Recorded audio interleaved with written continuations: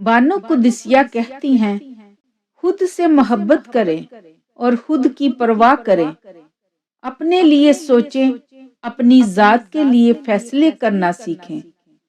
کیا خود سے محبت کرنے کے لیے اتنا کافی نہیں کہ اللہ آپ سے محبت کرتا ہے؟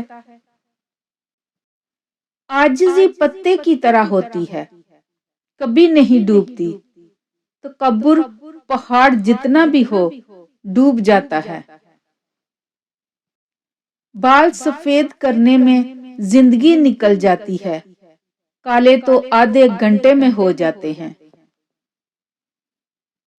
ہم جن کی عزت کرتے ہیں وہ ہمیں مجبور سمجھتے ہیں، اور ہم جن سے بہت پیار کرتے ہیں وہ ہمیں بیوقوف سمجھتے ہیں۔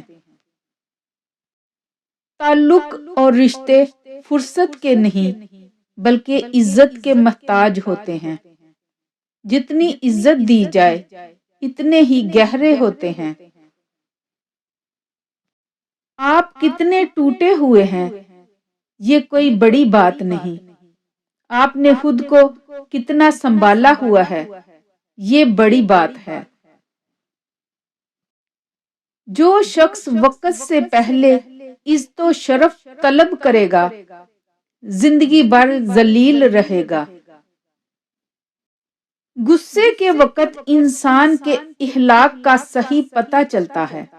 حضرت عمر فاروق رضی اللہ تعالیٰ عنہ۔ اللہ تعالیٰ کو ہر وقت اپنے ساتھ سمجھنا افضل ترین ایمان ہے۔ حضرت عثمان غنی رضی اللہ تعالیٰ عنہ۔ آدھی زندگی گزار دی ہم نے پڑھتے پڑھتے، اور سیکھا کیا؟ ایک دوسرے کو نیچا دکھانا۔ ضرورت سے زیادہ وقت اور عزت دینے سے اکثر لوگ بدل جاتے ہیں۔ تم یہ فکر نہ کرو کہ خوشحالی اور آسانی کیسے آئے گی، کیونکہ جب اللہ تعالیٰ چاہتا ہے تو اس کے لیے ایسے اسباب و وسائل مہیا کر دیتا ہے جو ہمارے وہم و گمان میں بھی نہیں ہوتے۔ کوئی انسان دنیا کے سارے علوم سیکھ لے، اگر اس نے اپنے رب کو نہیں پہچانا تو اس نے کچھ نہیں سیکھا۔ حوصلہ چاند کو پانے کا ہونا چاہیے، کیونکہ اگر آپ ناکام بھی ہوئے تو تاروں کے درمیان ضرور رہیں گے۔